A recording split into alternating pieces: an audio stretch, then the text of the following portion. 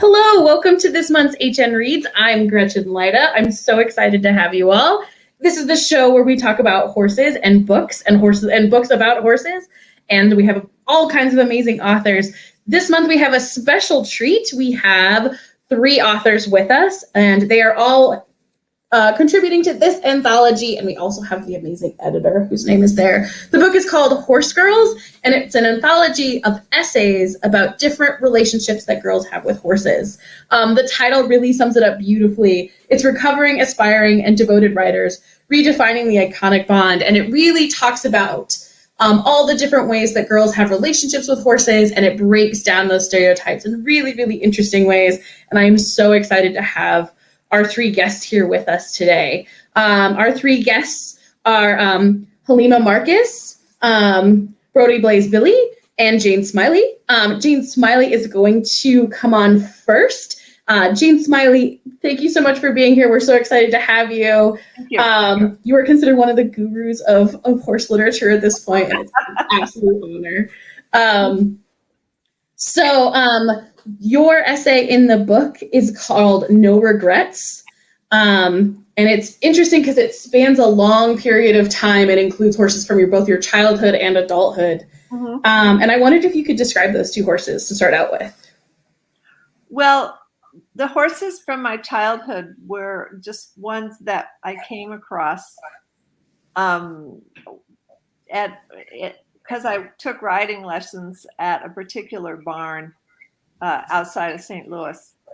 And one of the horses and then my parents also were part of a club way outside of St. Louis. And there was a horse there, a beautiful, very tall, dark bay thoroughbred, who I think had been to the track, but was now retired. And I just fell for her. And I petted her and I walked her around, and sometimes I got to ride her.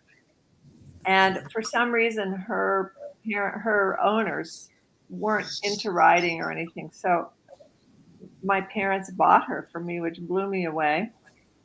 And I had her for about a year, and then maybe a little bit longer. And then we were on a fox hunting. They had a hunt in St. Louis called Bridal Spur Hunt. We were on the Thanksgiving hunt. We jumped the fence and followed the other horses and turned and broke her hock. And that was her. That was that. And the next one, which I didn't have for very long, was another big horse. And when he died of the barn where I kept him was too enclosed, and he died essentially of heaves. So that was that for me. And then I came back to it when I was an adult, when I was 44 years old. And I met a horse up in Wisconsin. Are there horses in Wisconsin? I didn't think so. This was way up north in northern Wisconsin. I was totally amazed to find a stable. And there was this ex-racehorse and gorgeous, sort of dirty white horse. And we connected instantly, and I really loved him. And I bought him, and that got me started. And then all the next horses that I had for a long time were ones that I bred, because he was this ideal racehorse. He'd run 52 times. Had won plenty of money. He was totally sound from top to bottom, perfectly conformed, very kind. I thought, wow, if someone could breed this guy, well, I could breed one of those guys too. And then I discovered a lot more about horses than I had ever known before. But I'm really glad I did it. What is it about racehorses in particular that captivates you? Well, that's what I grew up with, and that's what I was used to. And so thoroughbreds are very sensitive. I think they're very intelligent, and they kind of have, every thoroughbred I've ever known has sort of had a purpose. in his or her own mind. And one of the things that's fascinated me about breeding my own horses is understanding what qualities are nature and what qualities are nurture. I think they're very attuned to their fellow horses, as you would have to be if you're going to run in a bunch, really at a really fast pace. I think I said this before. I think they're really smart. And I don't know so much about other horses. I ride a warm blood now, and he's a smarty pants too. I always say that's because he's half French warm blood and half thoroughbred. I always say he's very sophisticated. But it's just totally been fascinating to me to watch them grow up, to see what things they like to do, to see what things they don't like to do, to see how they relate to one another, to see how they relate to me. When I was a kid, all I wanted was a horse friend. I thought that was what, I mean, all the books said that's what you were going to get, was a horse friend. And I didn't know how to make a horse friend. But when I grew up, I knew that it wasn't all cookies, social cookies. I think that's a fantastic. But it moves on from there. Yeah. One of the things I really liked about the essay is it seems like that horses teach you a lot about both yourself and relationships. Could you talk about that a little bit? I wish I had a little more refined question around that, but I kept thinking about it while I was reading that essay. Well, that's one thing that's really interested me, because when I grew up, I was taught that if I did this and that on the horse, then I would stay on. And after I got older and realized, I wasn't that well coordinated and I couldn't instantly react to anything the horse was doing, I knew that I had to try to have insights into how the horse was perceiving things in order to be able to speculate about when he might shy, when he might buck. I had to know about his characteristic or hers characteristic ways of moving. So I had one horse who I was really fond of, who was a great jumper, but if he shied, he would duck and move to the left, and boom, I'd be on the ground. I had another horse, or I have another horse, and when she shies, she goes up, so she takes me with her. Goodness. And, I thought those characteristics were also interesting.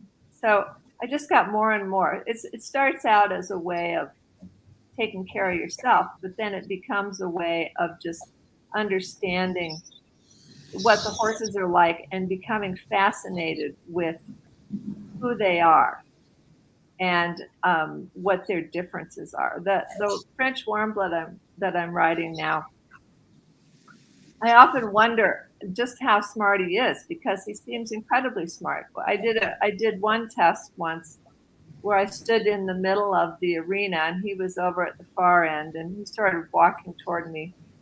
And if I turned my head to the right, he would look to the right. If I turned my head to the left, he would look to the left. I thought, well, that's really interesting.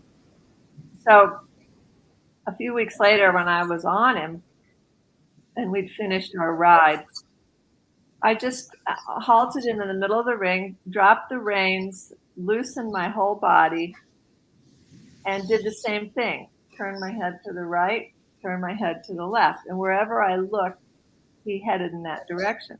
I thought, how does this guy get that smart? It's really amazing. When I bring him a cookie, he's never demanding. He just looks at me as if to say, I'm here. Just the differences between all the horses, that really fascinates me. I also love that he's like, he knows that cookie is his. He does not need to demand said cookie. He's aware that it is coming. So you've written about horses a lot. Horse Heaven is the book that is probably the most well-known of yours. And there's also Perestroika in Paris is your newest book that also includes horses. What have horses taught you about writing? Keep trying. Don't be judgmental. Be patient. You never know what's going to what's actually going to be the best thing. So you just keep trying and hope it'll all work out. So I guess, the main thing horses have taught me about writing is to pay attention to other people, to pay attention to what they're saying, to pay attention to the environment, and to be patient. What has been one of the biggest challenges about writing about horses? Well, the two books I've written about horses, Horse Heaven, the challenge was writing about horse racing in a way that insiders would appreciate, but outsiders would understand. And so it was fun. And then I had to go to the races a whole lot, and I totally enjoyed that. I had a couple of horses that were running at the time. I consulted with my trainer, and I watched the other horses. I knew there had to be some criminality, but I didn't want to make it too bad. So that was a lot of fun, and I enjoyed it. The challenge for Perestroika in Paris was just to now Perestroika in Paris is about a horse that escapes from Auteuil racecourse and goes into Paris, the west side of Paris, and lives for about 6 months in the Champ de Mars, which is right around the Eiffel Tower. It's a big field that runs back from the Eiffel Tower. So obviously the challenge is to make this plausible. Why wouldn't a horse just be carted off? How could the horse live there? So I had to come up with various ways that the horse could live there. And the first one was, okay, she can't go there until November, when there's a lot of darkness, and she can kind of use that to escape. I started thinking about it in 2009, and things have changed in the Champ de Mars since then. But I don't think a horse could do that now. They've updated. But in those days, things were a little run down. There was a kind of wildness about part of the Champ de Mars.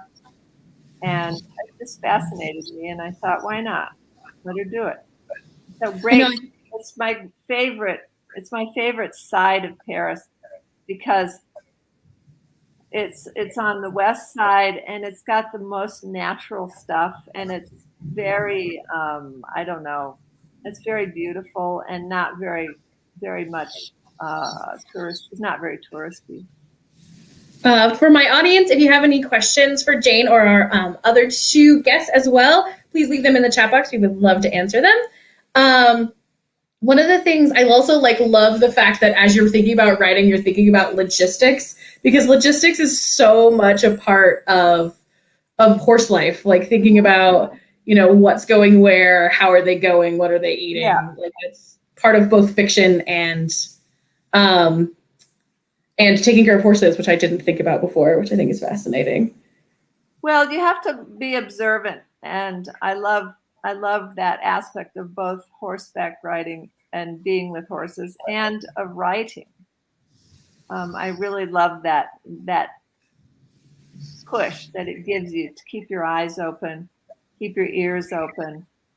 And, when you're on a horse, you have to sense what's going on in your horse's body with your body.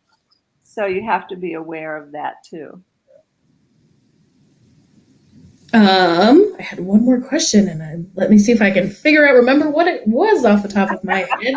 I was so excited, and I was so interested in what you're saying that I completely spaced it, which is totally normal. Let's see if it comes back to me.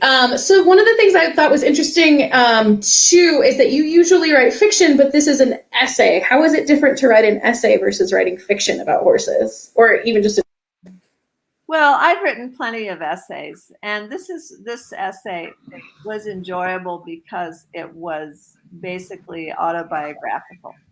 So it makes you think about your own experiences and sort of put them together and make sense of them. And I like writing essays. I've written some nonfiction.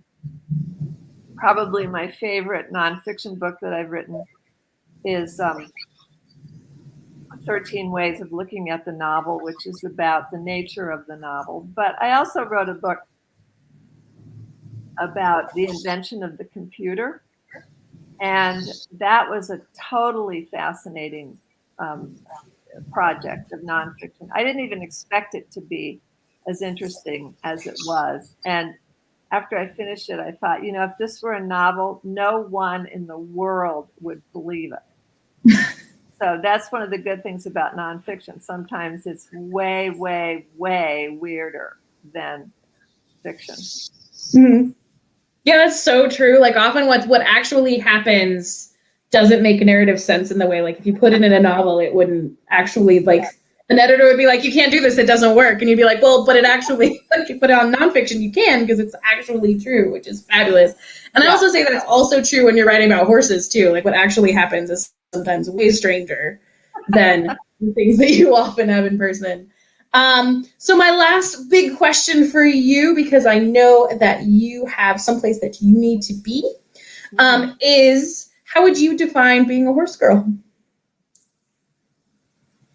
Well, I'm sorry to say I'm no longer a girl, but I would define being a horse girl as someone who has a love for animals and wants to understand them and also wants to feel the pleasure of being on them. I mean, I love dogs, and I loved dogs when I was a kid. But the thing I loved about horses was not only the connection, but the fact that I could be on the horse, rambling, wandering, you know, galloping, doing something out in nature. And it felt just magical. So I still really appreciate that part. All right, looks like I have time for one more, so I'm totally going to ask it. What writing advice do you have for our audience? This also kind of goes with the question about what did horses teach you about writing, but I think it'll be good too. What writing advice? Well, I would give two bits of writing advice. One is be sure you can do correct spelling and grammar. Take it seriously, really work on it until it comes naturally to you. And the other thing is write what you're curious about. Write about what you're curious about and use your writing as an exploration of that thing that you're curious about. And everybody does that. Some people are curious about their own backgrounds and they write about that. Some people are curious about things they see or hear about, and so they write about that. And but if you write about what you're curious about, then the more that you find out, then the more interesting the thing, whatever it is. Thank you so much, Jane Smiley. It's been an utter pleasure having you. And I know that you have a big equestrian style event that you need to get to. Yeah. So we will let you go. Thank you so much for coming. Sure. And don't forget to check out her new book, Petroiska in Paris, along with Horse Girls and all of her other amazing books. Thanks so much, Jane. Thank you. Bye-bye. All right, our next author is also in the book. Her essay is called Unconquered. Her name is Braudie Blais-Billie. She is currently at Columbia University getting her MFA in fiction. Her work has appeared in many, many different magazines, and she's even the editor of a fantastic online zine that focuses on Indigenous writers. She is also a Seminole writer from the tribe in the Florida Hall. Thank you so much, Braudie. It's so nice to meet you. Hi, yeah, thanks for having me. Nice to meet you as well. So your essay bounces back and forth between a lot of places, but the two of the bigger places are Quebec and the reservation in Florida. And I was wondering if you could talk a little bit about how horses connected you to the different parts of your identity. Mm-hmm. Yeah, so like you said, I, growing up, spent a lot of time in Quebec. So my mom is French Canadian, and she she grew up there until she was like 10, and then she moved to Florida, which is where she met my dad, who is Seminole Indian.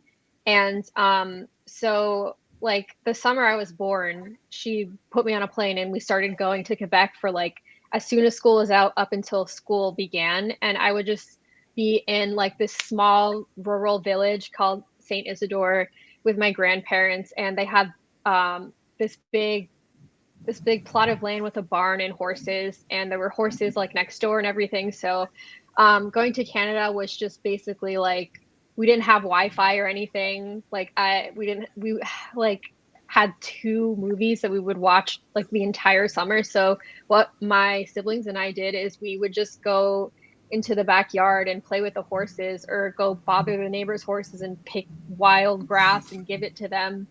And we would go to horse camp as well. And in Florida, I grew up on the Seminole Reservation in Hollywood, which is not as rural as other reservations that the Seminoles have, but it's more of like the city location. But my dad's mother, she would take me to rodeos, like on the Seminole Fairgrounds, and I basically just also grew up around horses, around like my neighbors. I remember one time in elementary school, I went outside to jump on my trampoline, and they had their horse in the backyard, and I was like, oh my God, they have a horse. Like everyone just had a horse. It was kind of like not, I don't know, it was just an understanding, I guess, that it was just like, we're like, yeah, we all ride horses. We all, we're all pretty country. This is just part of our lives. And it took me a long time to connect those 2 parts of my identity. And in the sense that horses were like such a beloved thing on both sides, and for different reasons too. Can you talk about those different reasons? Yeah. So I guess, well, to specifically talk about the Seminole, my Seminole side, it goes back very, very far, and I write about it a lot in my essay in more detail, but I guess I'll give the broad strokes. So in like the late 1500s is when Spain first came over to what became America, and they established like European settlements in Florida, and they kind of came in contact with the indigenous people there, and it was like a lot of different indigenous people, like the Muskoki, the Appalachee, the Timacoa, and all of that. So what they would do is they would set up these like mission villages to like convert the natives into Christians and, save their souls, basically just take their land.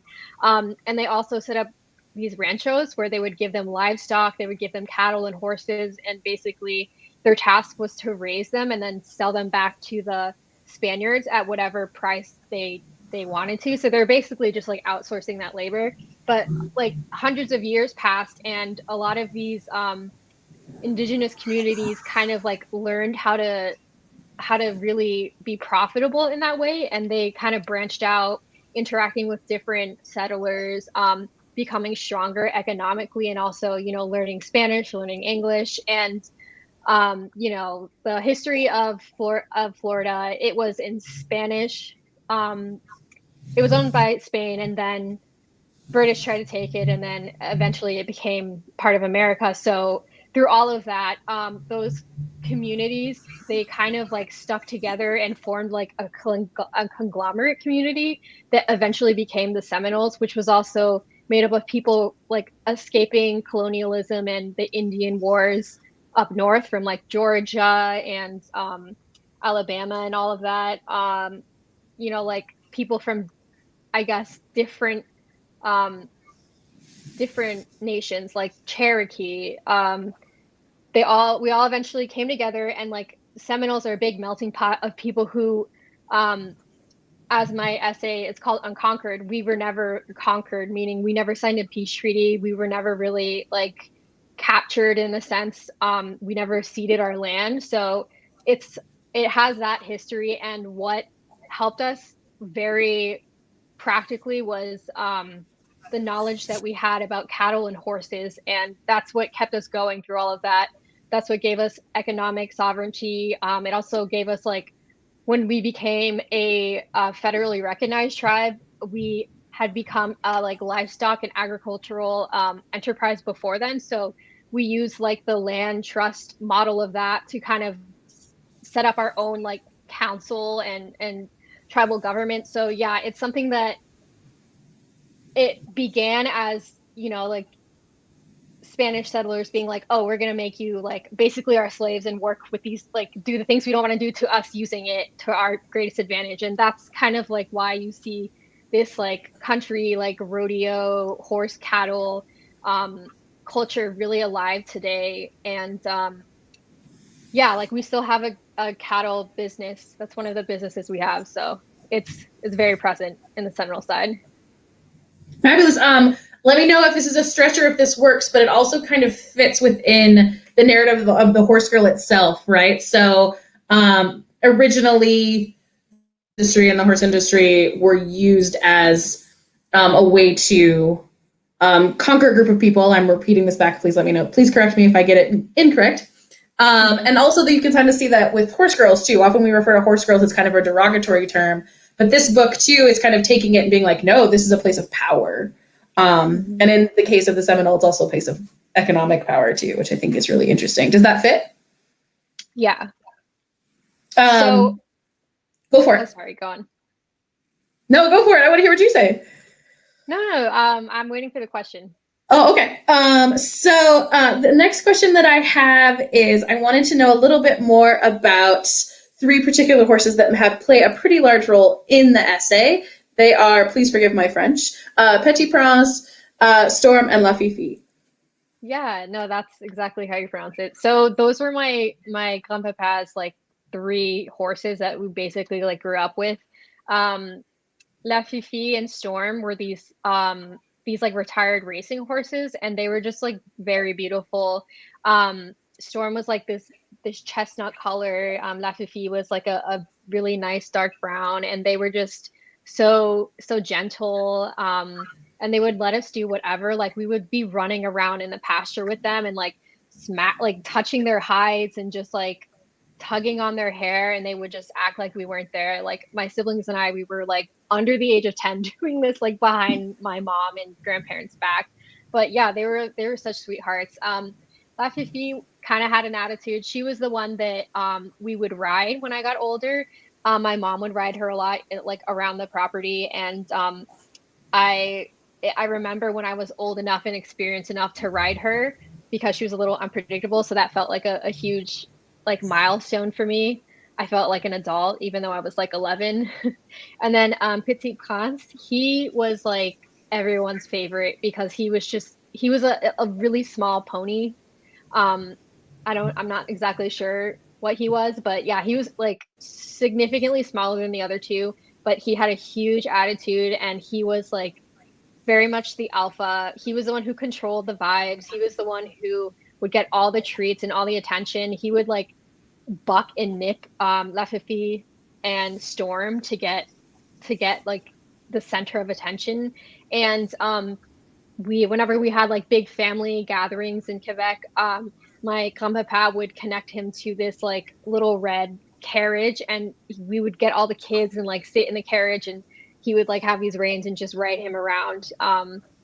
So yeah, it was really sweet, and they were a huge part of like our everyday lives there. And can you describe your grandfather for us? Yeah, so my grandfather, his name was Gabi, and he grew up very poor in like rural Quebec. But he eventually became a trucker, bought some trucks, then got enough money to move out of Quebec to relocate in Florida, which South Florida is like known as a place, they call them snowbirds. It's where a lot of Quebecois people, they just like vacation there, like retire there. So there's like a community of them that they just stay with each other. He was able to get a motel there, and that was his business for a while. That's when my mom moved to Florida when she was like around 10. So yeah, he was a really industrious, like hardworking person, and he also loved animals. Like I remember once I found a pigeon outside of my aunt's restaurant in Canada. It was a little baby pigeon, and he like raised it as his own. He like would have it like walking around the house, and he would like kiss it on the face. He always had like dogs and cats, and he like loved his horses. And I was talking to my mom about, you know, like her experience with horses growing up, and she said that when he was like a young kid growing up in the country, he would like get on people's unbroken horses just like randomly and like ride them out. Like he was very hardcore about it. So he just really loved animals, and especially horses. And he was a tough guy.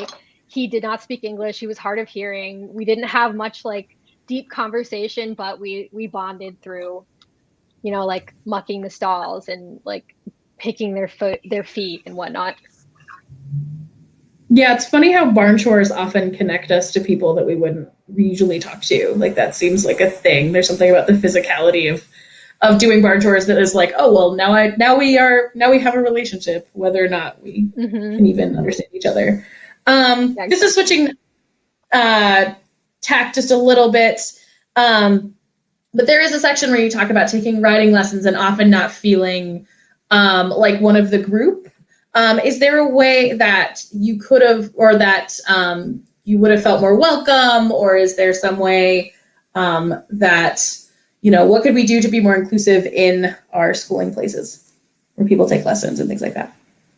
Yeah, so I don't know. I was thinking about this question, or I like when I hear questions like this, I don't really know where to start, because I feel like it's a kind of like a bigger issue than necessarily the instructors or the lessons or the barn itself.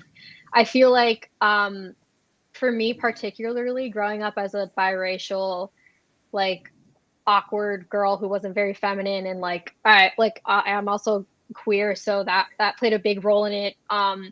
I just like had a lot of dissonance going on, and I was receiving a lot of messages about how I should be and how I wasn't like my peers. I was always in predominantly white places because I got a scholarship to like a small school, and that's just like not really where natives are. And the same thing with my barn.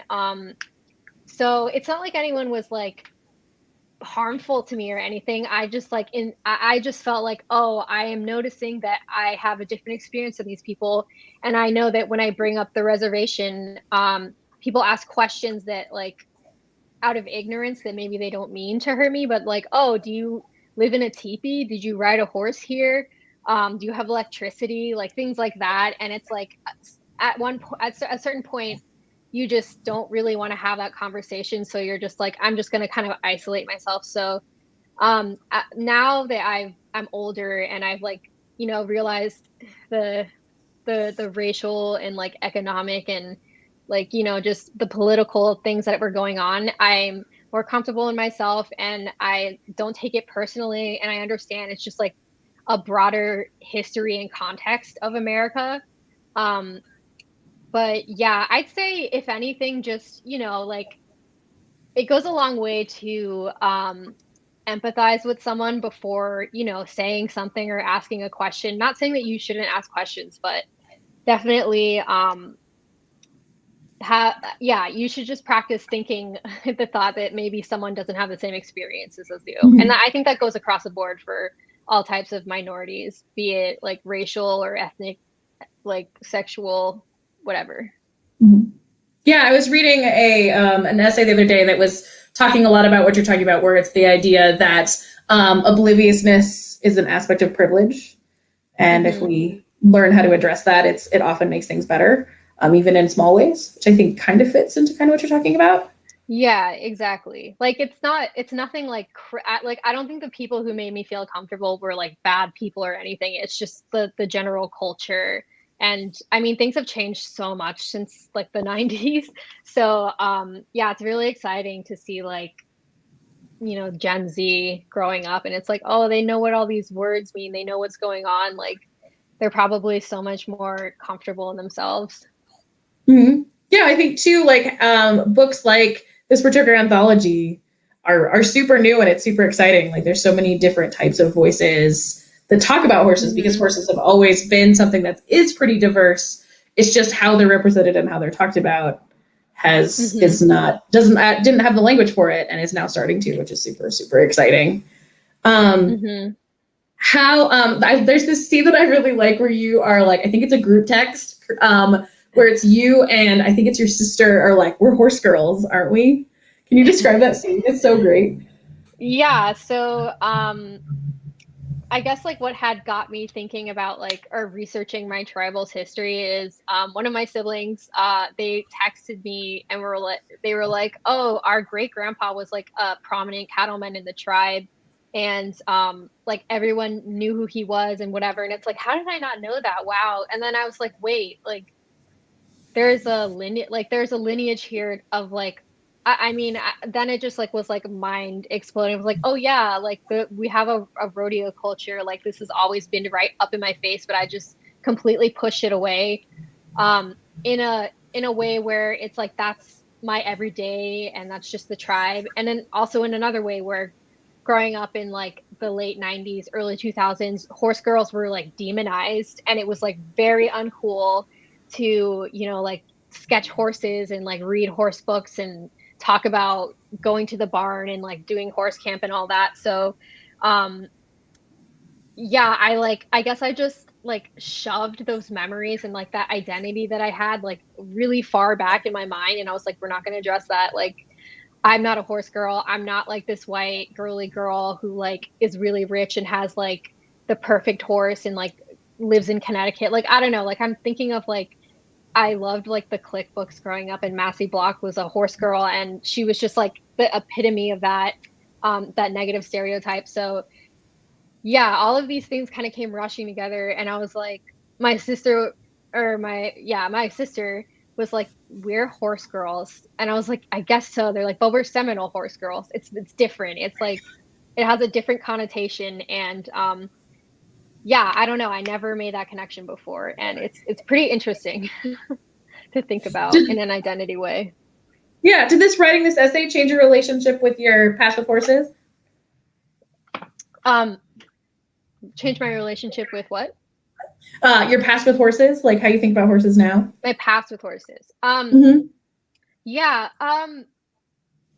I don't know. Like the thing about it is I wasn't consciously identifying, or I was subconsciously pushing myself away from that label and that culture, but now it's like I can embrace it a little more. But for me in my life now, I live in New York City. I'm nowhere near a horse. I haven't ridden in years. But horses are just like this source of like I don't know, like childish wonder that I still have, and I still like I'll see a horse and just get very excited about it and be like a flood of memories will come back, like very good memories of my grandparents and my time in Canada. So they're just kind of like have a very special place in my heart, and I hope in the future to, you know, get back to writing maybe and having a more active role in like equestrian things. Do you think you'll ever write fiction since you're working on your MFA? You think you'll write fiction about horses?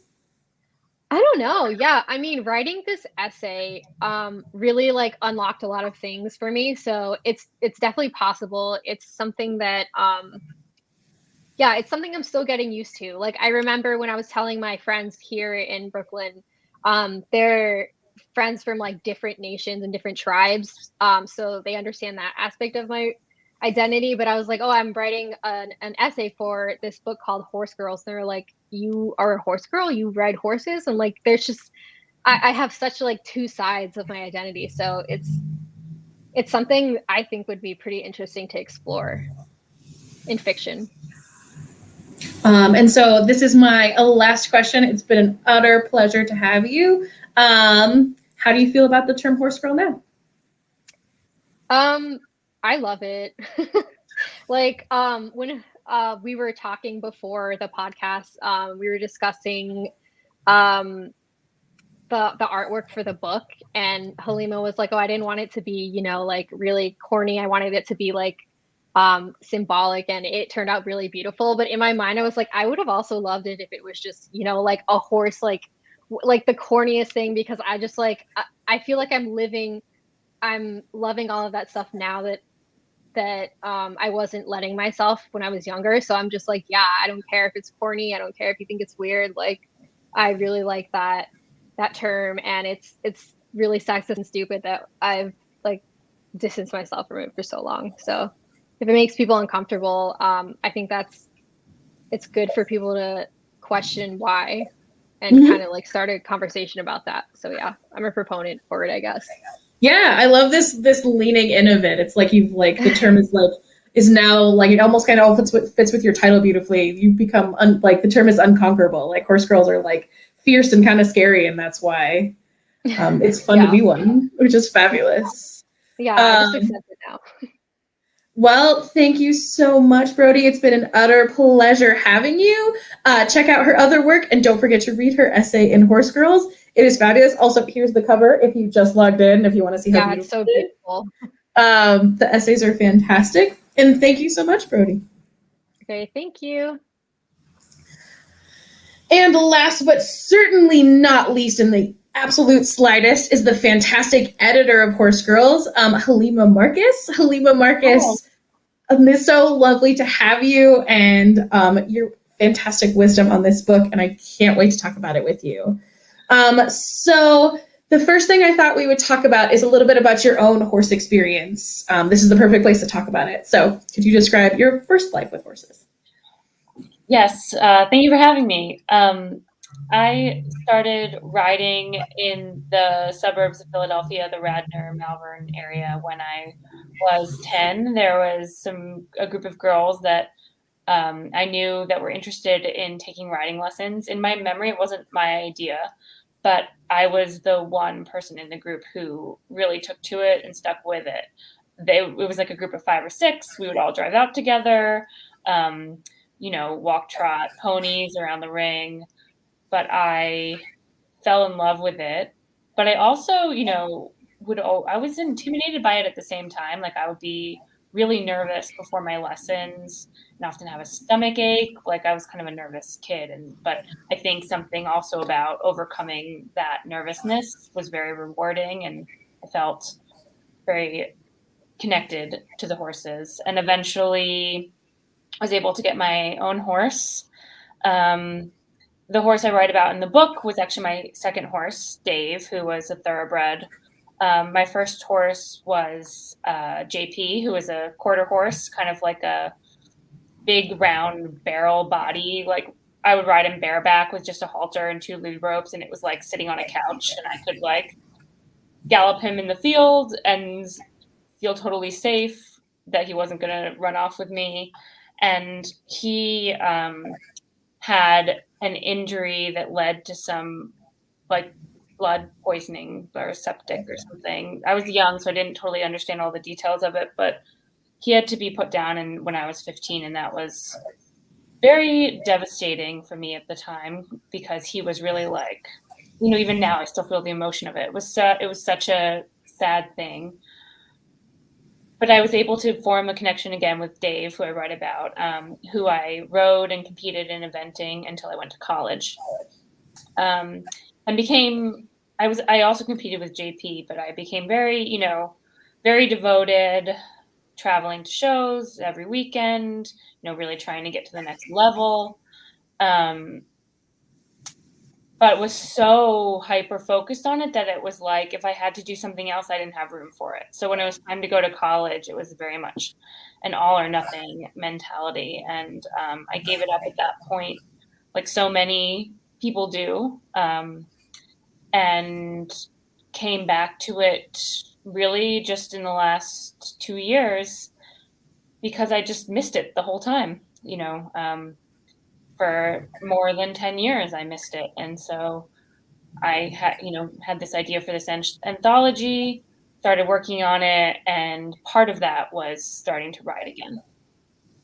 I love the detail that you include in the introduction about like how it wasn't part of your life, but you were always secretly watching competitions on like Facebook and things. Yeah, well, it's changed so much. So when I was I guess I stopped I went to college in 2003.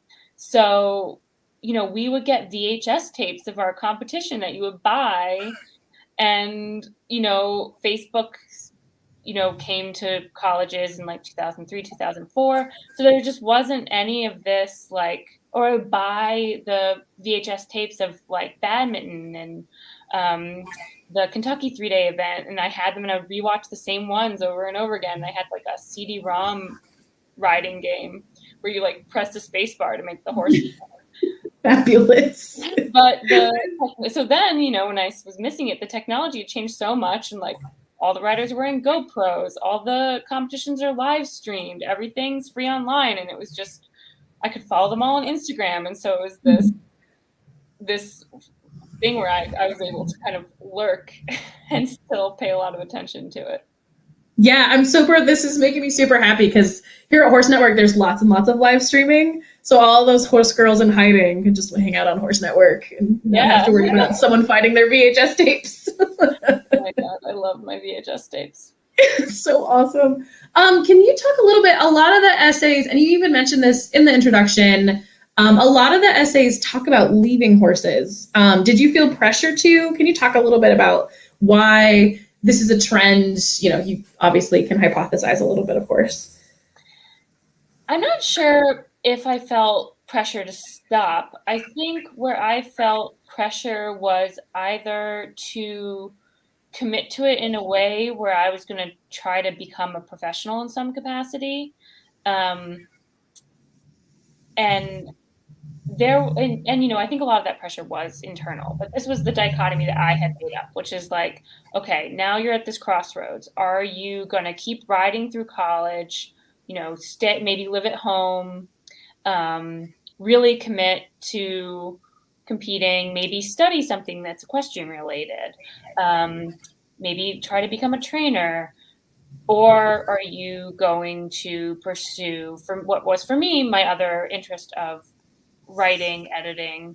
And I didn't see a way in which I didn't say to myself, you know, riding is something I love, horses are something I love.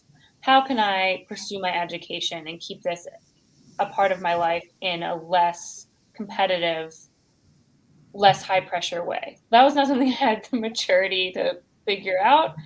Maybe someone suggested that to me and I certainly didn't hear it. So that's where I felt the pressure. And, you know, I had other friends who made other choices and managed to keep it. But I also think it's, you know, it's logistically very complicated to go to college. You know, some women fall away from horses later they ride through college, but then it's a career, it's family, it's whatever. But it's certainly a common story. Mm-hmm. I was really interested. How did this particular project come about?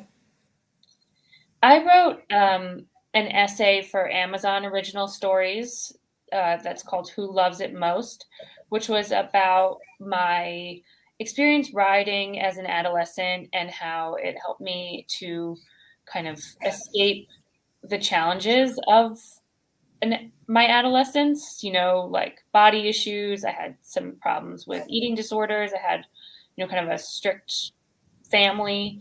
And writing was this outlet that was really powerful for me. So I wrote an essay about that I had, when I pitched it, it was like not going to be about all that stuff. And then it was about like my whole life. And I just saw how writing like had its, I want to find like a horse metaphor here, but I'm just thinking tentacles, which is inappropriate. But it just like had its reach in like all aspects of my emotional life and my relationships and my self-identity. And it felt like I had done all this exploration of myself, but I sense that others might have similar explorations that could also go deep. And meanwhile, there was kind of this resurgence of horse girls in the culture in kind of like that derogatory way. There's a lot of jokes and memes and bubbling up outside of the horse world, you know, into my like literary Twitter life, you know, like a different sphere. And so there was this kind of convening of these two moments. And I thought, you know, this is a book that a lot of people would have stories to share in, and then hopefully a lot of people would find value in reading as well. Fabulous. This is also interesting because I wonder what you think about this, but it's interesting, it's how both the horse world and the literary world often kind of exist in similar spaces. And I think it's interesting in that there's a lot of privilege and discussion of who comes from where in the literary world and also in the horse world. And I think it's interesting that the literary world is making fun of the horse world in that way when it could be also making fun of itself in the same way. That's a very astute observation. I think the literary world would think of itself as very urbane and New York City based and, sophisticated. And, not to say that writers aren't sophisticated or the horse world isn't sophisticated, but I think that's right. There is that commonality. What was one of the things that surprised you about the essays that you received? Because I'm sure you received tons. Well, I did a mix of soliciting essays from writers that I thought would have a story to tell on this subject, and I also received pitches that I, could then commission the essay. So I didn't actually read submissions, although I did review hundreds of pitches. But because it was an anthology, I really wanted to have a lot of different stories in the book. And so I was really thinking about variety in terms of everything. So not just identity, but also what kinds of writing people do, or regionality, style of writing and writing.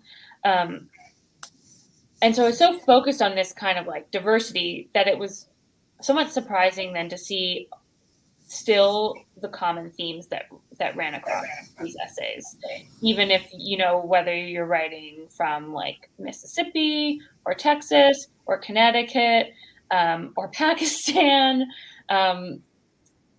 there's still so many of these same core issues, which are about just the true and most basic relationship between human and horse.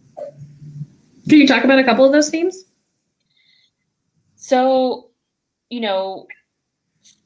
one that I point out in the introduction is actually shame, which I think is something that girls in our culture just really deal with.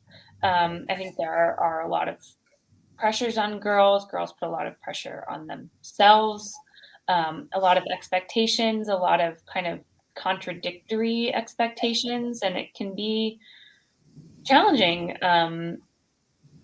particularly challenging to be a girl. And so I think, the grand theory that I come to is, why is it that you go to the barn and you see so many more girls that are taking lessons than you see any boys? And the theory that I come to is that horses are providing an escape from those strictures of gender. And so I saw that pop up throughout different essays. And, sometimes the source of shame in different girls was coming from different places. And one of our contributors, Alex Marzano-Lesnovich, is trans and doesn't identify as a girl. And so that was another very particular experience. I think another theme would be almost the spiritual nature of a connection with a horse, or just horses in themselves are almost like spiritual creatures. I think the contradictions that they hold are similar in some ways to contradictions of womanhood or girlhood in terms of vulnerability and power, in terms of a horse being this huge animal that has a 12-foot stride, but it's somehow perceiving your tiniest muscle movements, that it can tell which way you're looking, like in the story that Jane was telling. It's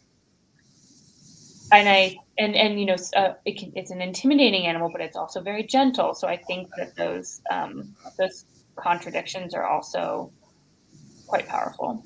Mm-hmm. Yeah, I think all the ways that you're talking about contradictions really does fit into all the different essays about writing about horses too. That seems like that duality is part of both girlhood and a love of horses, is that there's always going to be things that don't quite match. Like nothing is always black and white. There's always these kind of complex nuances to things that we don't often think about. What have horses taught you about writing? I just want to take Jane's answers, but I won't. You take Jane's answer. I won't take Jane's answer. So, I'll speak personally. Because, and some people don't relate to this idea of being embarrassed about being a horse girl. Like, some people just don't relate to it at all. They're like, what are you talking about? Being a horse girl is the greatest thing. I was never embarrassed about riding. I don't know if it's about when you grow up or what community you grow up in. But I did have this feeling that, writing about horses would be sentimental or cheesy. Like, I had that same fear about the cover. It hasn't, gone away. And I loved what Braudie said about, like, make it Lisa Frank, like, right? Unicorns and rainbows. So for me to put together this book and to write that essay that I mentioned as well, I had to push past that. And I think that there's a lesson there about all writing, which is to, like, write about, push on those sensitive places and write about the things that you're maybe a little hesitant to explore, or you have some preconceived notions about, or that you're boxing up, or, putting a wall around, or limiting yourself from really going into. And I think that that's where you can find the most fruitful territory. Yeah, I think that's leaning into that discomfort is like super fantastic writing advice. There's this meme that's going around Facebook right now that it's like, if your knees hurt, your stirrups are too short. If your ankles hurt, your stirrups are too long, and if everything hurts, you're doing it right. Yeah.